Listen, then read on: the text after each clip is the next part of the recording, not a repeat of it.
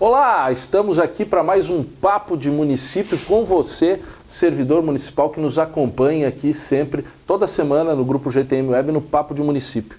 Papo de Município de hoje tem convidado especial, Adimar Rezende, fiscal de tributos lá do município de Rondonópolis, que está aqui conosco, todo mundo conhece ele, né? Como representante dos nossos municípios na Secretaria Executiva do Comitê Gestor do Simples Nacional. Até pouco tempo, o Adimar Rezende era nosso representante lá, desde os grupos técnicos até assumir a função de membro titular da Secretaria Executiva do Comitê Gestor do Simples. E Adimar, hoje, obrigado por estar conosco aqui hoje, né? Nesse Papo de Município. E hoje o assunto com o Adimar aqui é sobre a construção civil. Vamos conhecer um pouquinho do modelo de fiscalização que está sendo introduzido no município de Rondonópolis, lá no Mato Grosso, sobre a tributação do ISS na construção civil, sobre a regularização de tudo isso. Como é que estamos, Adimar? Tudo bem? Uma honra, um prazer estar aqui com você, Eudes, no Grupo GTM Web, junto aos colegas de município. É uma grande satisfação estar aqui conhecendo a cidade, mais uma vez, conhecendo um pouco mais da cidade. Já tivemos aqui várias vezes, isso nos ajuda a conhecer um pouco mais da capital do Rio Grande do Sul, e estar no Grupo GTM Web é um grande prazer, uma grande satisfação, um grande aprendizado para nós estar convivendo com os profissionais que aqui trabalham. Vamos falar então do ISS da construção civil. Qual é o modelo? A construção civil hoje é uma situação diversa, eu diria assim, né? Nós temos aí discussão no STF em relação à base de cálculo, né? Se tem dedução de materiais ou não. Temos as questões que envolvem a própria lei complementar, que está no Senado agora para aprovação ou não, os relatórios aí, que lá também tem assunto relativo a isso. E tem no interno muros aí, né, as nossas questões que envolvem aí a máfia do ISS em São Paulo e que gerou aí uma série de malfeitos a partir da possibilidade também das deduções. Mas como é que é o modelo hoje que está sendo adotado em Rondonópolis para a fiscalização da construção civil? Perfeito. Entre tantas discussões que nós temos, inclusive a STF, temos decisão da STJ de uma forma, a STF de uma outra, então isso dificulta o trabalho dos municípios, a dúvida, como é que eu vou trabalhar, como vou fiscalizar essa questão. Verdade.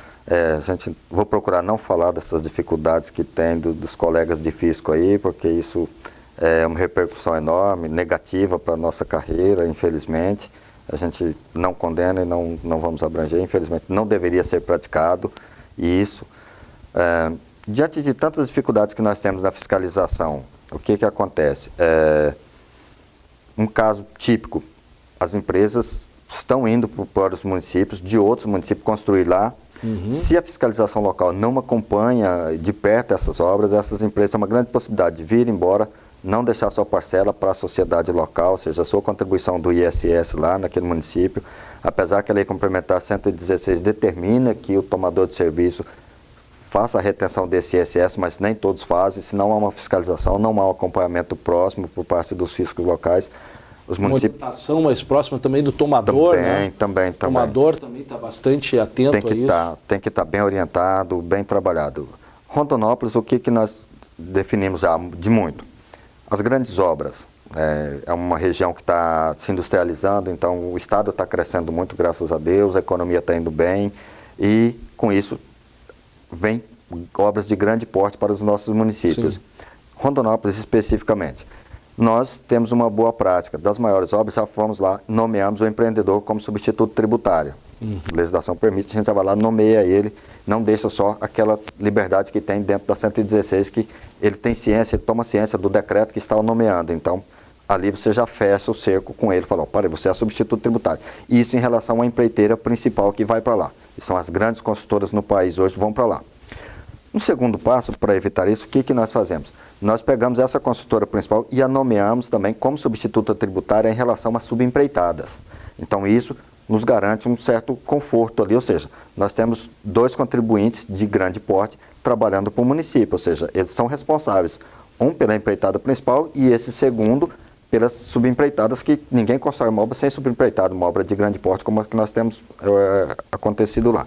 Mas fora isso, temos inúmeras obras que acontecem na cidade, residenciais, comerciais, industriais, de menor porte, que não passa pelo obras nosso... locais, né? Obras locais. Do cidadão comum, do comerciante que faz uma ampliação, uma reforma, uma alteração, e que efetivamente também deve fazer parte desse perfil fiscalizatório. Perfeito. São os nossos contribuintes, os rondonopolitanos lá estabelecidos, Sim. E alguém que vai de fora, mas com empreendimento de menor vulto. Claro.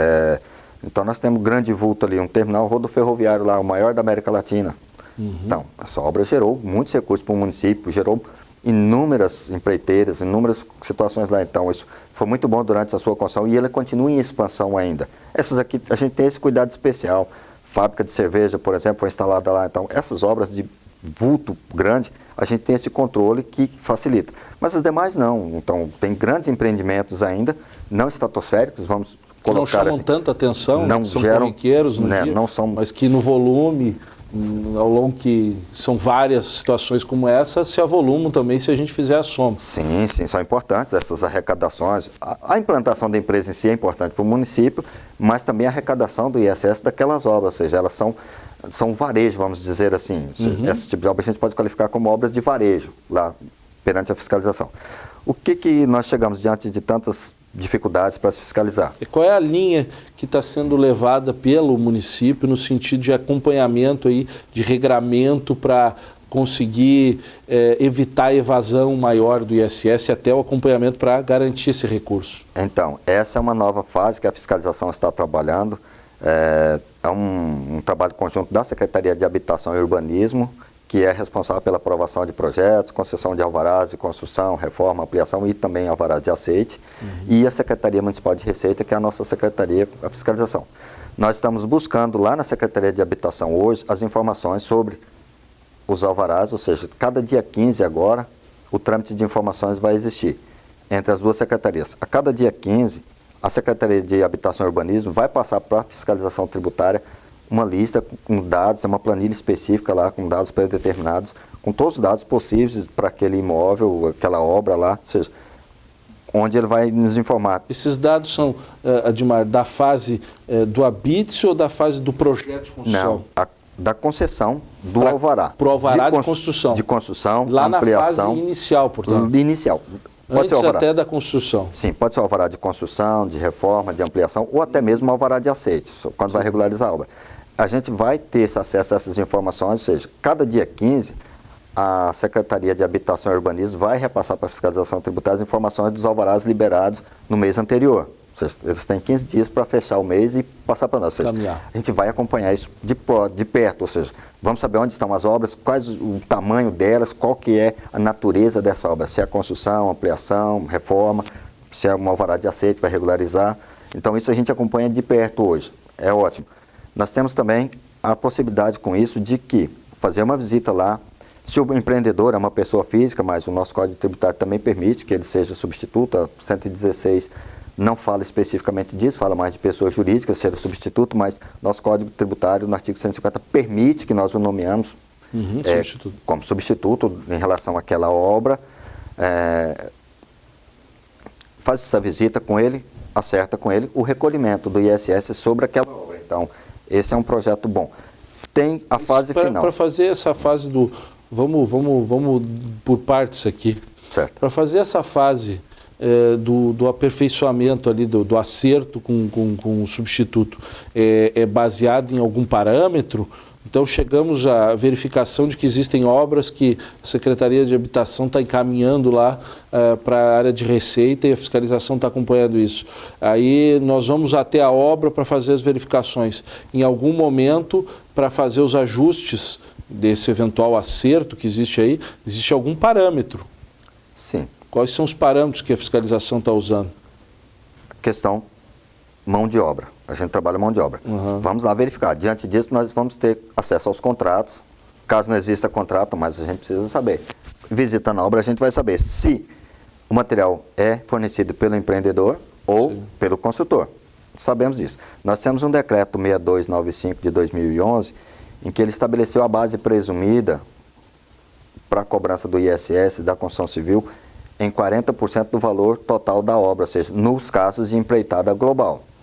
No caso que é um contrato de empreitada global, vamos mensurar isso aqui, o contrato, e é feito o cálculo a partir de 40% Bom, dessa. no seu município está seguindo a regra que Estamos seguindo. define aí o STF, a partir daquela votação Isso. lá do município de Betim, em que a ministra Ellen Grace definiu que tem que deduzir os materiais, e vocês estão fazendo isso já se aproveitando de uma instrução interna e definindo que 40% então do custo global da obra é mão de obra, é serviço sujeito ao ISS. Isso foi utilizado lá em 2011 para que pudéssemos simplificar o trabalho com construção civil, porque o artigo 58 do nosso Código Tributário, ele determina que deve-se apresentar a documentação, as notas fiscais, tudo mais ali. É penoso para o contribuinte, para os fiscais também, está avaliando aquilo, fechar o custo de uma obra. Então, é muito trabalho.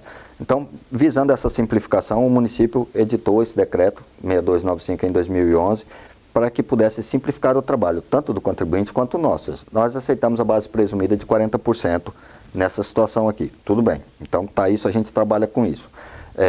E ele faz pagamento antecipado ou ele vai fazer o pagamento ao final do processo? Então, o Código Tributário, ele determina que, à medida que forem sendo realizados os pagamentos para o empreiteiro, o consultor, ele tem que emitir nota, naturalmente, e está fazendo recolhimento do ISS. Isso é perfeito. Mas tem uns casos que o pessoal está escapando hoje.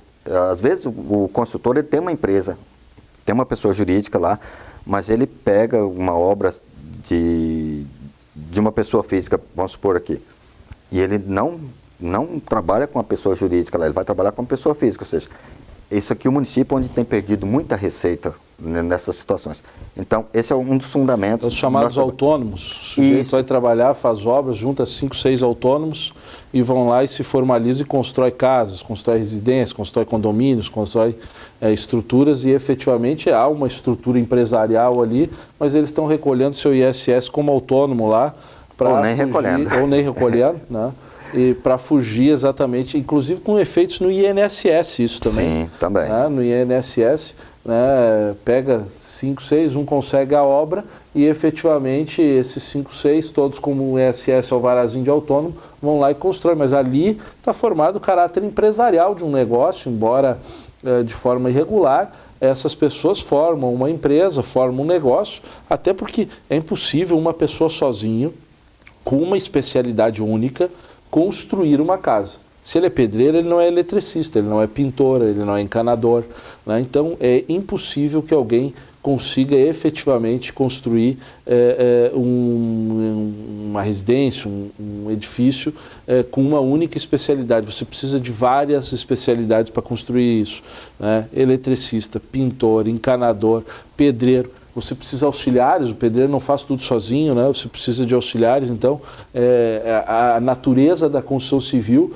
normalmente será empresarial, normalmente será de conjunto de obra, né? de realização disso. Sobre esse assunto, construção civil, eu posso falar com propriedade, porque antes de ingressar na carreira de auditoria, me formar como contador, realmente eu trabalhei 18 anos na construção civil, desde ajudante de pedreiro até ser encarregado de obras, a gente trabalhava com equipes, então nós temos um pleno conhecimento, você está plenamente correto em suas colocações, realmente uma andorinha só não faz verão, você precisa de uma equipe lá, Sim.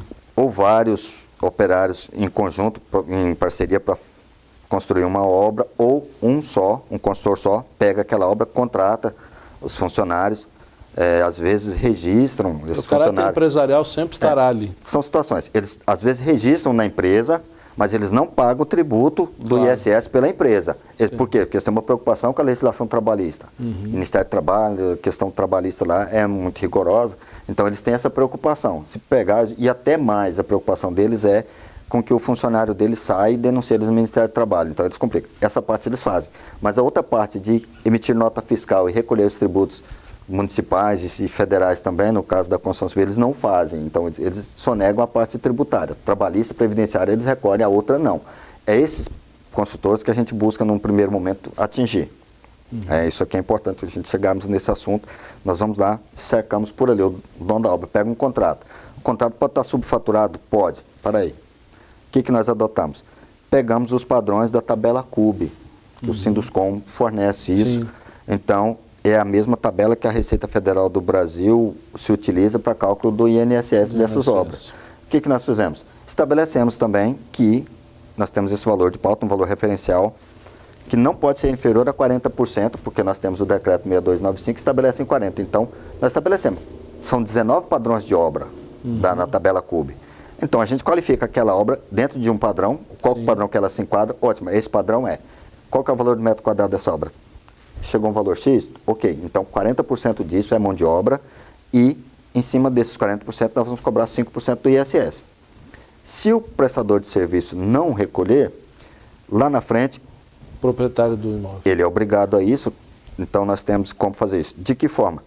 Quando ele precisar do habite, ele for requerer o habite, ele vai precisar, o artigo 269 do nosso Código Tributário determina que para a liberação de alvarás e inclusive o habite, precisa de haver uma certidão de quitação de todos os tributos. Sim. O município não vinha exigindo muito isso. Na aprovação dos projetos, tudo bem. Para a utilização do imóvel, para qualquer fim, há que ter uma certidão de regularidade tributária e aí, obviamente, se esse prédio ainda não teve o pagamento do ISS relativo à sua construção, vai ser negado o habite. Vai negar as devidas licenças. Então, as licenças quanto aos alvarás de construção, ampliação, reforma e o mesmo aceite, isso aqui, o que se verifica? ITBI, que geralmente nunca se fica, porque o município já cobra por antecipação, não temos problema com ITBI local, mas as dívidas de IPTU do imóvel, eles têm que estar quitados para a concessão do alvará. Então, resolveu ali, fica o habite, fica o ISS a posteriori. E nessa hora, sim, nós vamos estar junto desse contribuinte novamente. Ele tem que, para entrar com habites, pedido de habites, melhor dizendo, ele tem que procurar a Secretaria de Receita, requerer uma certidão negativa do recolhimento do ISS daquela obra. Então, nós vamos criar um cadastro lá específico para o acompanhamento das obras. Terminou a obra, fecha-se aquele cadastro, ou seja, encerrou com todos os recolhimentos, ok. Ele não recolheu o ISS lá, tem pendência, aquele cadastro fica lá aguardando, ele está rodando, está aguardando o recolhimento do ISS para que seja encerrado. Sim. Então, essa é a nossa visão, ou seja, nós temos duas etapas aqui, duas frentes de trabalho. Uma para acompanhar a obra no início, lá na concessão do alvará de construção, ampliação, reforma. Não havendo êxito, e de qualquer forma, mesmo havendo êxito, será feita uma checagem final lá na hora da concessão do habite, quando nós vamos emitir essa certidão negativa de débitos do ISS em relação àquela obra. Tá certo. E pode ser residencial, comercial ou industrial, então. Aí fecha tudo, fecha lá no início nas grandes obras, fecha nas obras menores aí com a substituição tributária e efetivamente nessas reformas e ajustes aí o acompanhamento seja na parte da concessão do alvará de licença para construção ou no habite-se depois utilizando-se aí do arbitramento da estimativa para fins de CUB aí, do CUB, né, da estimativa CUB. Muito bem. Papo de Município de hoje contou aí com a presença do Admar Rezende, auditor fiscal lá de Rondonópolis, no Mato Grosso. Veio fazer uma visita aqui ao Grupo GTM Web e hoje está conosco aqui trocando uma ideia sobre o ISS na construção civil. Admar, valeu, muito obrigado aí por ter estado conosco aqui. Eu só tenho a agradecer a oportunidade, a visita, a receptividade. Muito obrigado. Isso aí. E contamos com você no próximo Papo de Município aqui no Grupo GTM Web. Até a próxima.